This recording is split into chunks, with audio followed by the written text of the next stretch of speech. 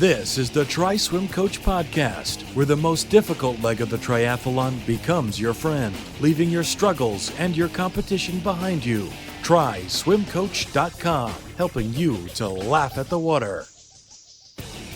All right, welcome back to TriSwimCoach. This is Kevin, and this is episode number 129. And today, once again, I am joined by Coach Dominic Latella. Hey, Dominic, how's it going? It's going very well. Good to be back again. Yeah, totally. So, we were talking a couple weeks ago. I mentioned to you that I went to the Wim Hof event in LA. So the Wim Hof Method event in LA. And we thought about chatting about that. And then we said, well, why not just make a podcast out of it? Because this so much relates to listeners of this podcast, right? Yeah. And that's actually the first time you reached out to me. Has it been 2 years now? Or whenever it was because one of my clients, I was teaching him Wim Hof methods to help get over some anxiety he had with being in the water. And you reached out, I guess, to the Facebook group, and he was on the Facebook group. And that was basically, Wim Hof is the reason why we actually connected, basically. Yeah, that's right. That was Andrew, I think. Yeah. Yep. Yeah. I'll put a link to that podcast in the show notes, because that was a good one.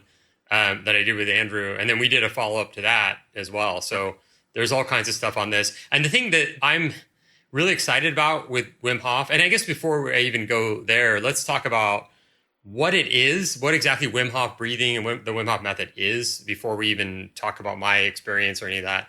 I'll kind of give a really short definition, and then you can also give yours if that helps. So Wim Hof method is, it's basically, it starts with breathing, and he's the guy, he's known as the Iceman. There's a documentary of him on Vice that made him famous, kind of internet famous.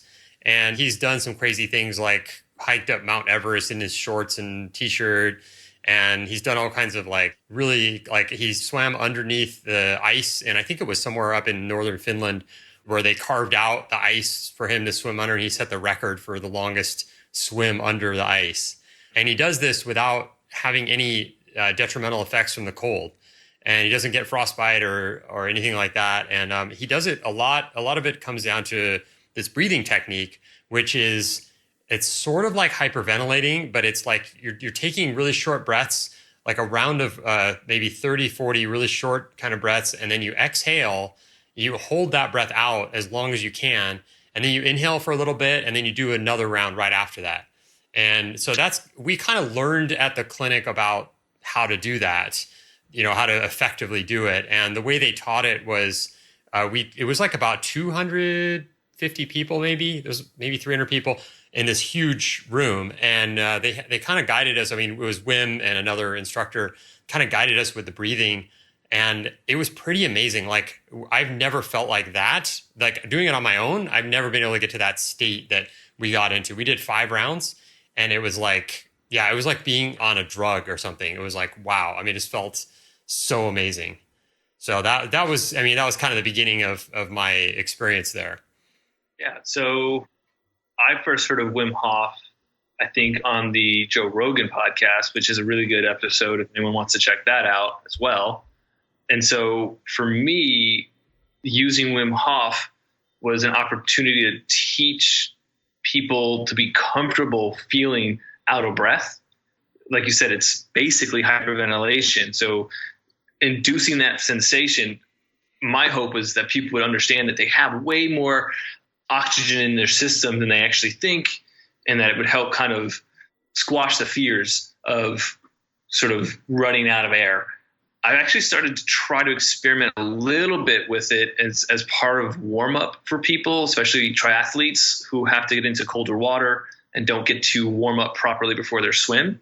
Mm-hmm. I question if I'm doing it correctly, because just like you had mentioned, your experience with it alone wasn't as good as when you were doing it with the group. And to hear you say that, I have, a lot of questions. What was the difference? Especially is the question that comes to mind. Why did it work better for you in person versus what you were doing alone?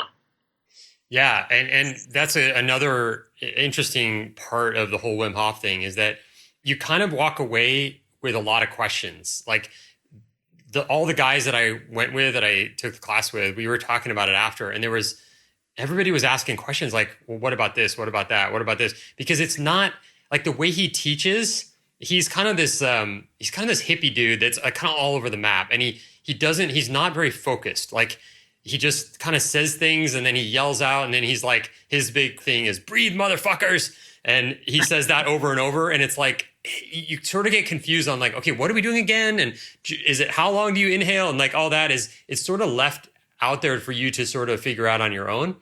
So in the clinic, I think it was maybe just that, I think part of it was that there was somebody else up there going, okay, breathe in, breathe out. And like, you're doing it to the rhythm of the instructions.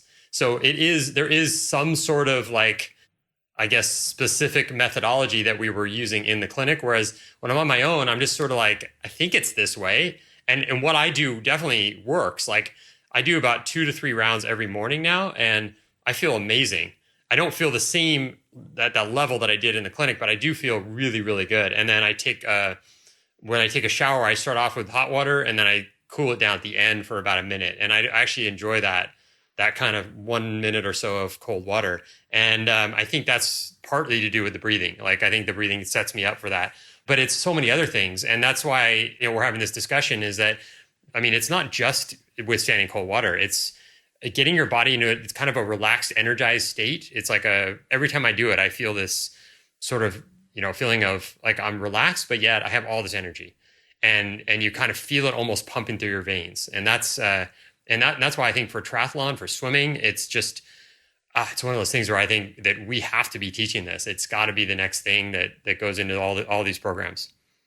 So how many reps of breaths do you take? I guess another way to say it is, how many breaths are you taking per round? You said you do 3 rounds. Well, how many breaths? Is it 20 or 30 or whatever you feel like? Yeah. So there are instructions on their website. They say to do about 30 to 40 breaths per round. But I think it's kind of up to you. Like, I think you just kind of aim for that, but it's not scientific. There's no exact right number. And when I was doing it at the clinic, I was counting. And I think the first time we went through it, we did like 40 something breaths.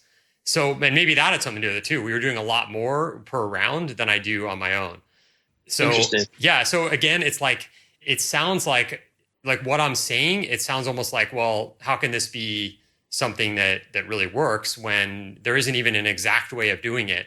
But there is science behind it. And that was part of the course, was learning about all the science that is behind this, that all the studies that have been done on various things, and just getting that oxygen flowing throughout your body it's really a healthy thing for so many reasons. And, like cancer can't survive when your blood is oxygenated. So it's such even for that. I mean, I don't know if there's any proof that it can ward off cancer, but it's at least, it feels like that's something that it's doing good for your body. Yeah. I know that he's done a lot of scientific tests to prove that it has an actual effect, right? One of the things I think is noted is he was actually able to ward off some poison that was injected into him. And it was tracked by a medical team to actually see that he actually was able to do it, which is remarkable. Yeah. It's kind of obvious. Basically, Wim Hof sent me down a breathing rabbit hole. After I learned about Wim Hof, I spent probably a year and a half just doing as much research and learning about breathing as possible. And so when you go down that rabbit hole, there's nothing that supports what he's talking about. Mm-hmm. There's a lot that says you shouldn't do that.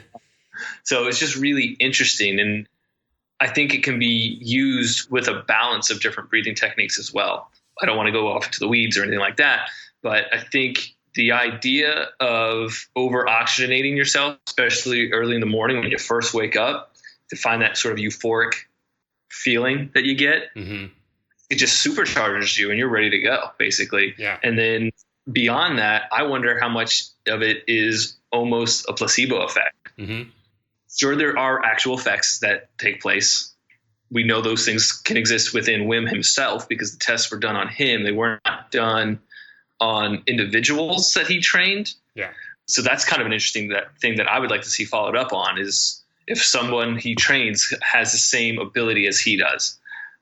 because there's outliers, right? We know that not everyone is the same.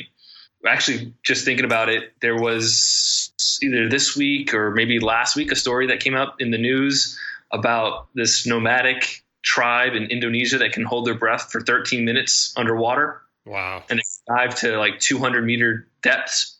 That's unbelievable and inhuman. Yeah.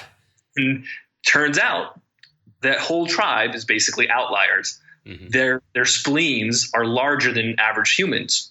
And so their spleens allow them to like hold their breath longer. So I wonder if there's something else about Wim Hof himself that makes it so he can control these things differently.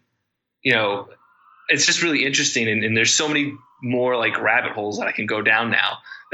Right. Yeah, no. Yeah. So the thing that I was thinking is like, I sent out a message to our list, to the TriSwimCoach list, and just mentioned a little bit about my experience at the event. And someone wrote me and said, is this something that we should be doing for, like, let's say before a race? Like you're sitting there getting ready for your race, and is Wim Hof breathing something you should be doing like at that point? What would you say to that? That's what I was trying to experiment with some of my clients with. Like, could it put them into a place of just mental ease so they're not letting the butterflies get the best of them? Could it also get them sort of activated enough so they don't need as much of a warm up? Because that's always, especially with distance or endurance athletes, and especially older endurance athletes, it takes them a really long time to warm up. So when they hit the swim and they're only doing, 1,500 meters, by the time they exit the swim, they start to feel warmed up. Mm-hmm. So is there an opportunity maybe to do some breathing work to get them warmed up a little bit more, so they can warm up in the first 500 meters or so instead of taking the whole 1,500 meters to warm up? So I don't know. I am going to try to work with a couple of my athletes this off season, developing a program where before they even get into our pool to warm up for their swim lesson, I'm going to make them do probably 3 or 4 rounds of some Wim Hof breathing and see how that affects them. Because I know them well enough now, that I've been working with them well enough now, that I know what they normally would warm up at, and see if it's helping them warm up faster. So I'll let you know.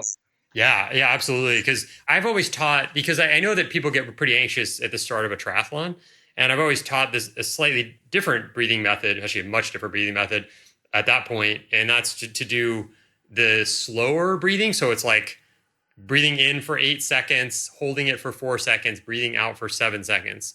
And if I can do that twice in a row, I feel so much more relaxed, but not to the point of where I need to like fall asleep. It's just more of like, okay, I got my nerves under control. Now I'm ready to go. But I still wonder, because that to me, that's helpful. But then when I do the Wim Hof breathing, it's another level. Like it's a much more energized level. And it's like, okay, I'm not only relaxed, but I'm also like, I can take on anything. I feel so invincible at that, for the time right after that. And I don't even know how long it lasts, but that seems to work, really well for me. So I would hesitate to tell everybody you should do this before a race. But if you have, if there's some race that you're doing that's like not that important, you're just kind of like testing it out, I would try it and see how it feels.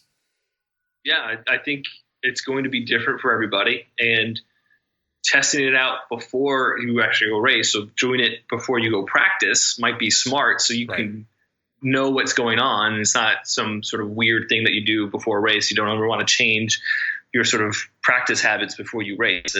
That's not very smart to do. So practice it before you go swim. Sit on the pool deck and do it if you want, and see how it affects you. My previous thoughts about it were to build clients up in reps.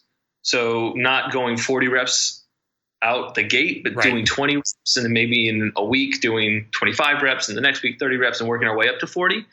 But it sounds like, why not just go for 40? Well, yeah, that's a great question, because in the clinic, we did the whole thing, we did it lying down. So, and at first it was like, oh, that's weird, because I'm used to just sitting doing this. But I think, and they kept saying, there is a possibility that you could pass out. And they kept telling us, don't do it near water, because you could have an accident. And so that's where, sitting by the pool deck and doing it, I would do it myself. I have no problems. I haven't had any major issues with passing out. So I don't think that's going to happen. But I wouldn't do like a full 4 rounds sitting next to a pool, just because there is that chance that you can pass out. And so I think your method, I like that. And I think, for you to try it out would be awesome. To try it out with yourself and also with your clients. I think this would be something that would really, I could see the gradual buildup being a much better way to go. Yeah, I've tried this with kids as well. So at the time, it was a 12-year-old that I was working with. Her parents thought that she had something wrong with her, that she wasn't able to swim more than 25 or 50 freestyle race without, just completely getting exhausted. And we just did a simple breath holding test to see how long she was able to hold her breath. Then we did some Wim Hof stuff, and she was able to more than double the time that she could hold her breath. Yeah. Which is kind of what you see when you do this correctly. People hold their breath much longer. I use that as an indication, like this kid is normal. She's just afraid of going fast beyond 50s.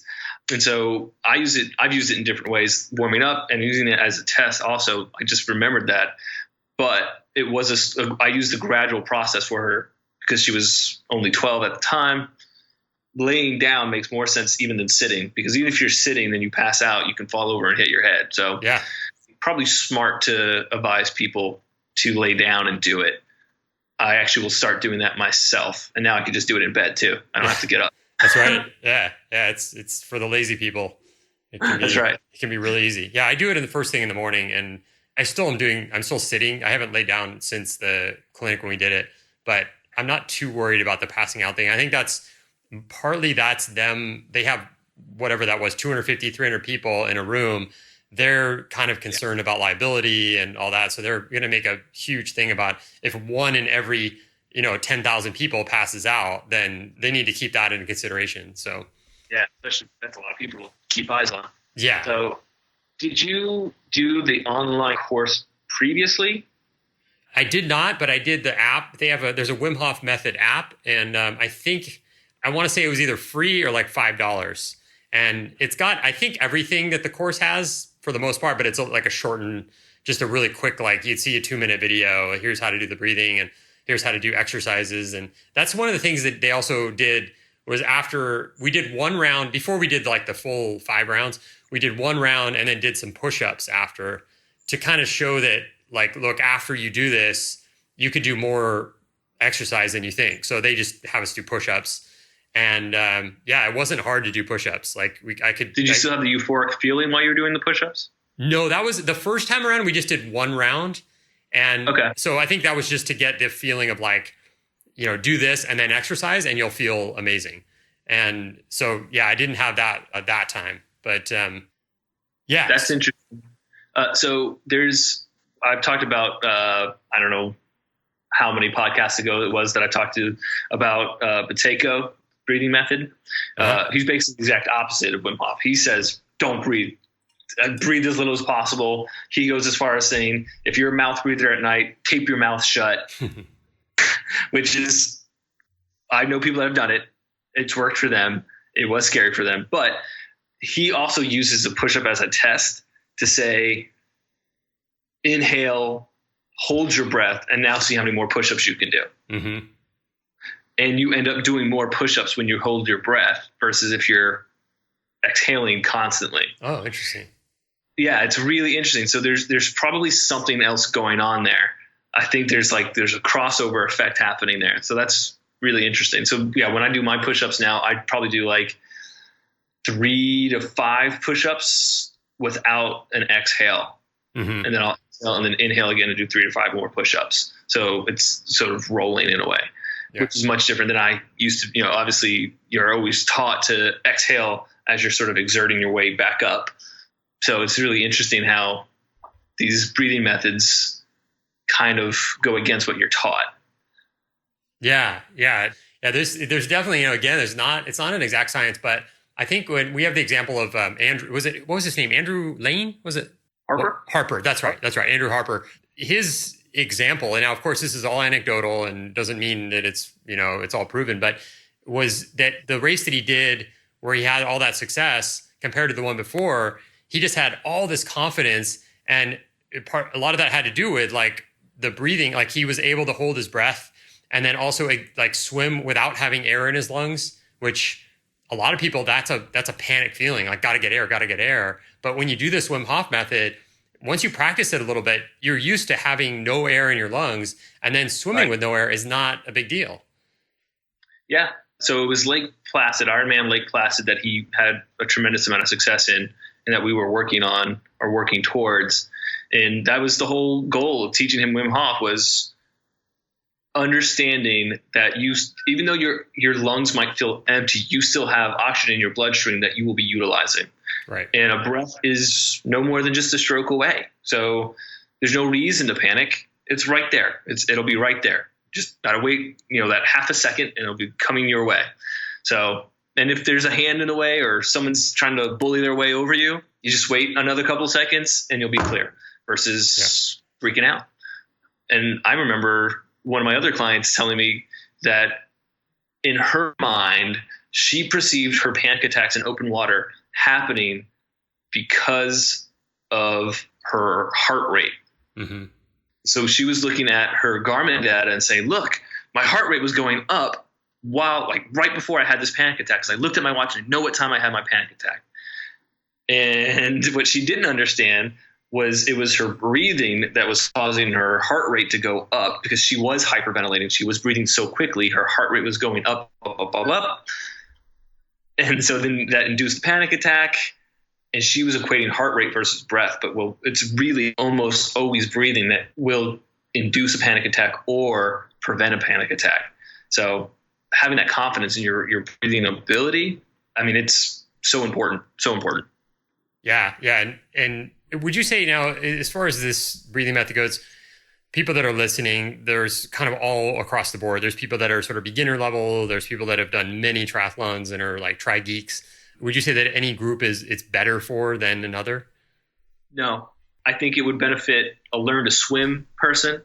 I think it would benefit a beginner all the way to an advanced athlete. I think it'll give different benefits and different insight. For an advanced or elite athlete, it might give some just opportunity to find some peace before they race, mm-hmm. where maybe for a beginner, it does what it did for Andrew. It teaches them, you know what? I don't have to be worried. I can take a breath pretty much whenever I want. I just have to be slightly for it. In my experience, it's the beginners that always equate breathing to their other disciplines, to running or cycling, and they can take a breath whenever they want. So as soon as you say, well, you can't take a breath as frequently or as easily, that automatically sets something off in their brain like, oh, I'm weary of this sport, which it should be, right? We should always be respectful of water. So I think it just helps beginners kind of get over that hurdle for sure. Yeah, absolutely. Now, the other thing that I was thinking about is this whole sudden death thing that's gone on in some triathlons over the years, and it's usually on the swim, where somebody just has a heart attack and dies right at the beginning of the swim. And I mean, obviously no proof, no like evidence that this is the case, but I would think that doing a few Wim Hof breaths, maybe a round or two before your race, would kind of put you in a zone of being able to avoid those kind of really, like you said, panic attacks or stressful situations, which is what my theory is what causes these kind of occurrences where someone has a heart attack and dies like right at the beginning of a race, where, I mean, there's other things that lead into this. Obviously, sometimes they already had a heart condition, whatever, but I would think that this is something that they could do to at least cut down on that sort of like anxiety. I would hope. So one of my clients, actually, before I knew him, before he was one of my clients, he is one of the very few people that had a heart attack in an open water environment and lived, and his Garmin actually collected all the data. Mm-hmm. And so the people that are doing research for this use his data as some of the research, because it's pretty rare to find that. It seems to me that there's just no answer to why. He was a prolific swimmer, and I think about a year ago, he died suddenly in an open water swim. To my knowledge, he was in good shape. So it was very weird that happened.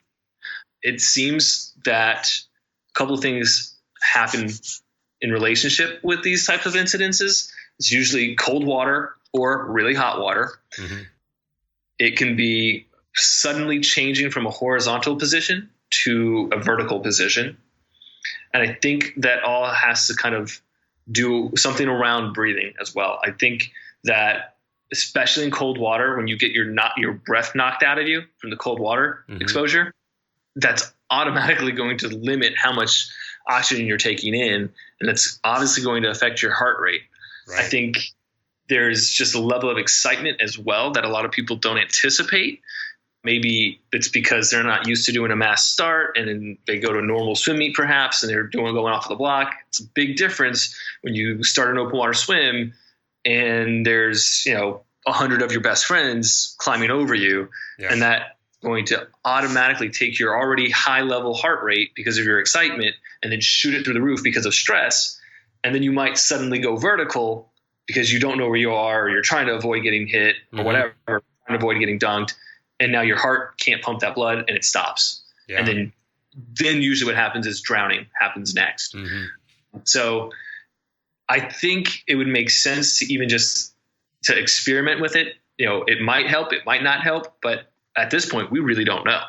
Yeah. So it's worth playing around with. Did you go into an ice bath in this event? Yes.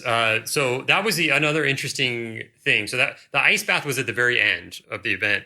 And so I think most of us in the crowd anticipated that we were going to do some breathing right before getting into the water, to the ice. It was these big tubs, and we got in groups of 10 people. We all went in together, and we got out there. So they said, okay, we're going to do every time a group goes out there, we're going to do a little bit of prep, and then you're going to get in the bath for 2 minutes.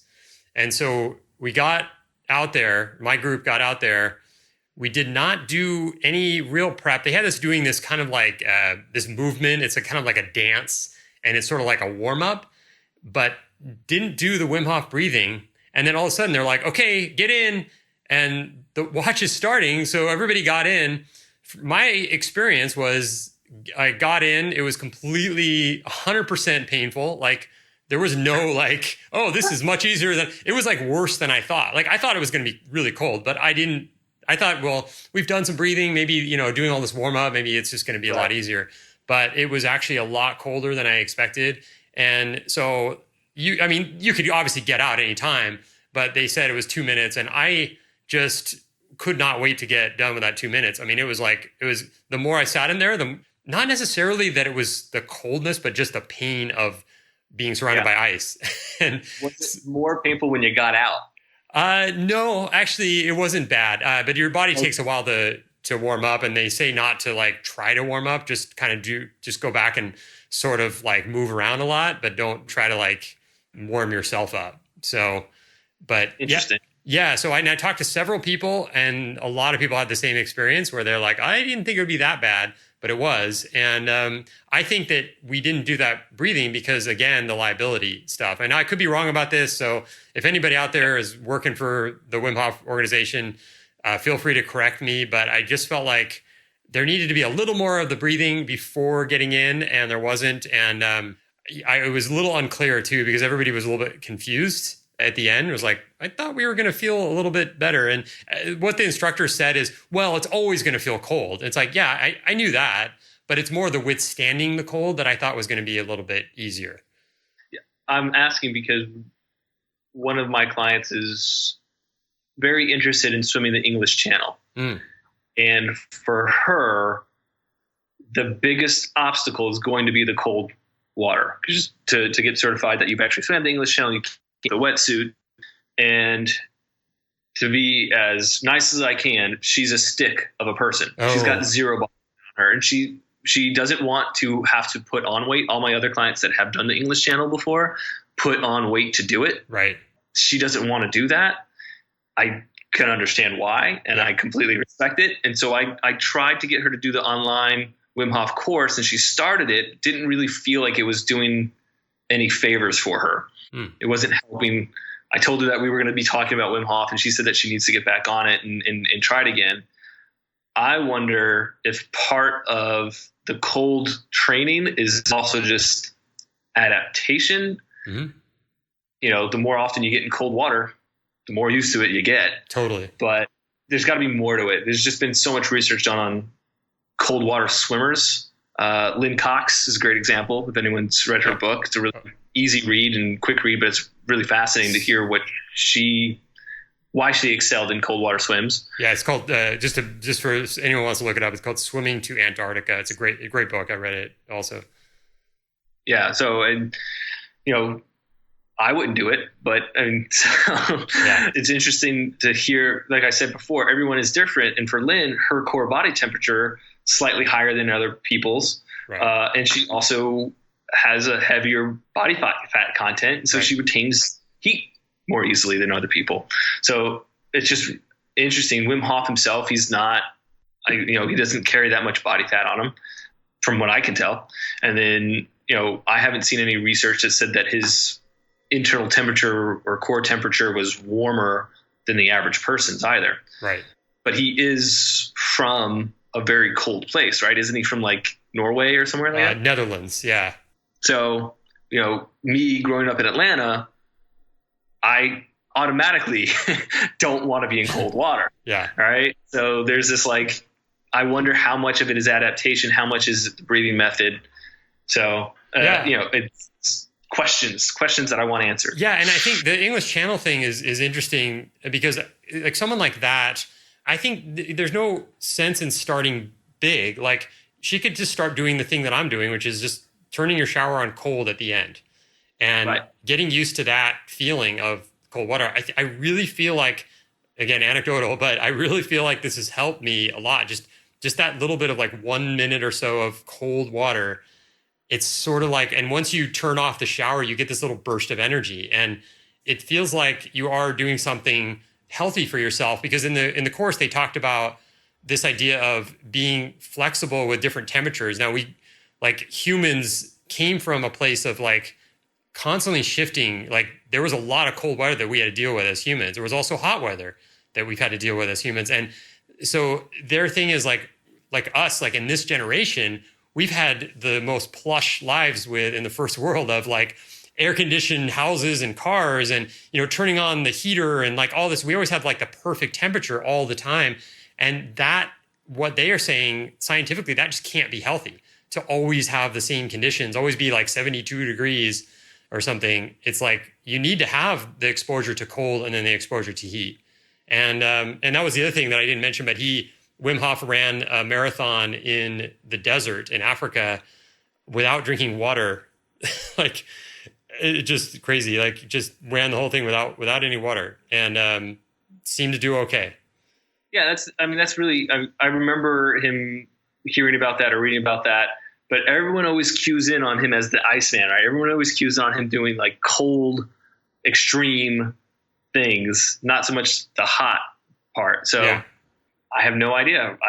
It's fascinating to learn about. So I know that the English Channel person that I was talking about, she did do cold showers. She said that she was not getting used to them. Okay. I think you got to stick to it. And there is plenty of research that shows that hitting yourself with cold water will release some really cool chemicals in your brain that make you feel awesome. Yep. Shouldn't be doing it right after you work out, by the way.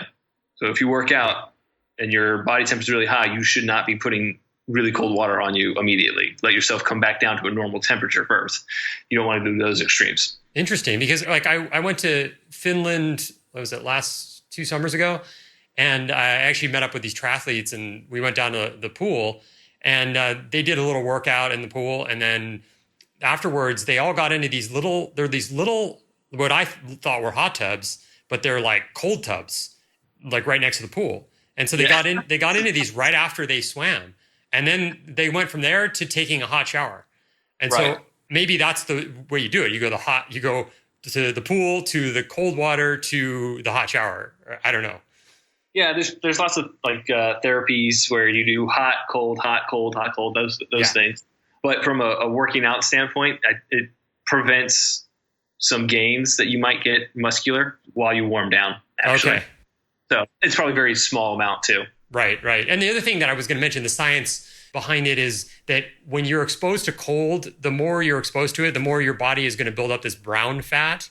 And the brown fat is what it'll last. So as you build up that brown fat, and then you have a race in 2 months or something, that will actually help you with the cold in that race. So your constant exposure is helping you more on a more long-term basis with the brown fat. And that's something that I think if you're just exposing to like hot showers and nice, perfect temperatures all the time, you just never build that up. Yeah. I mean, I lived in the Bahamas for 2 years. I would take cold showers there because when I got out, it didn't matter. It was hot.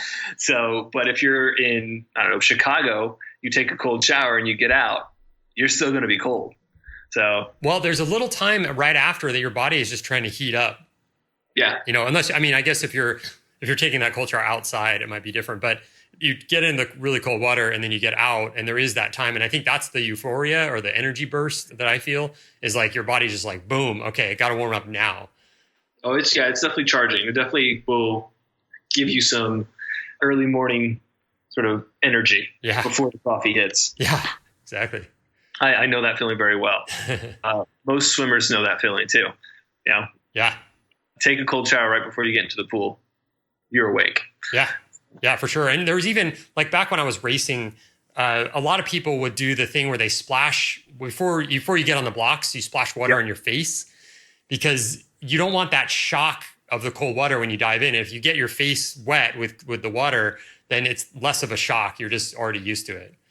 Yeah. And I always get asked by my athletes if they should warm up in a cold water environment because I always want people to be able to warm up before they race because I don't want them spending the entire swim trying to warm up. Mm-hmm.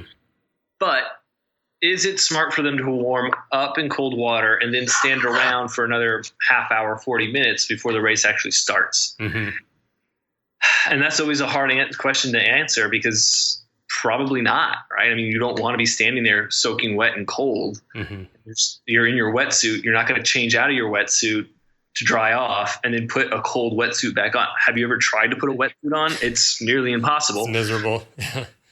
So it's this weird thing that you have to try to like, do you bother getting wet and cold before you race or do you just ease into the water, right?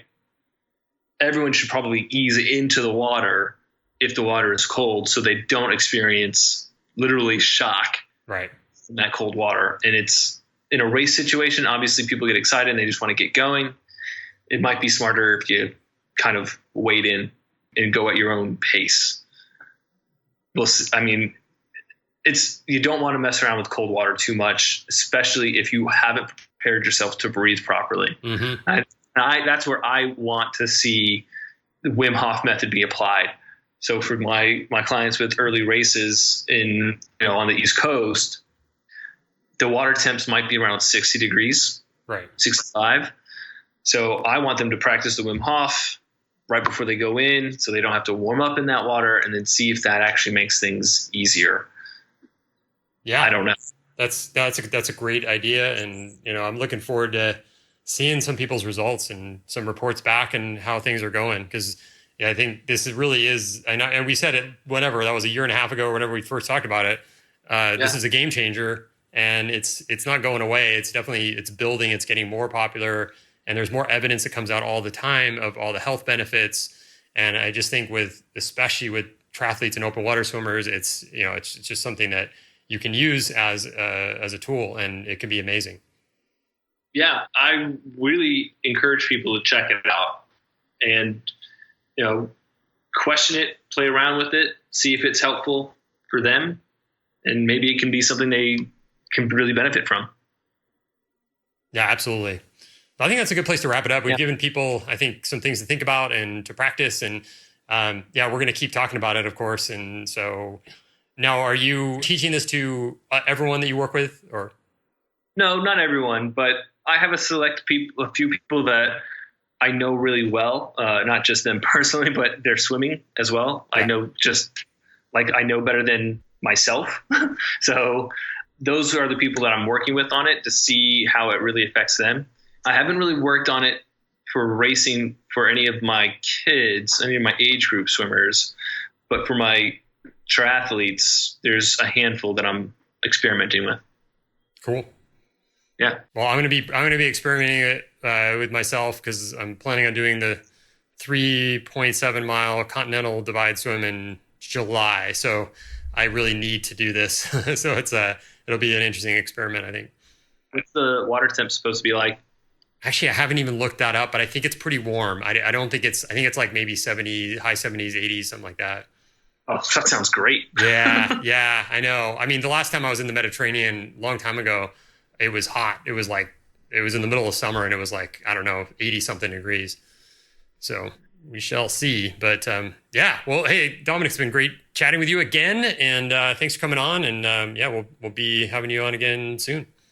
Yeah, it was always a pleasure. I can't speak enough about how important breathing is. And so people should definitely try to check this out and see how it helps. Absolutely. All right, everyone. Cheers. Thanks for listening to another episode of the TriSwimCoach podcast. If you like this show, consider giving us a 5-star review on iTunes and we'll read it off on the next show. And to get the latest triathlon swimming tips, tricks, blogs, and podcasts, go to TriSwimCoach.com. See you next time. Until then, befriend the water.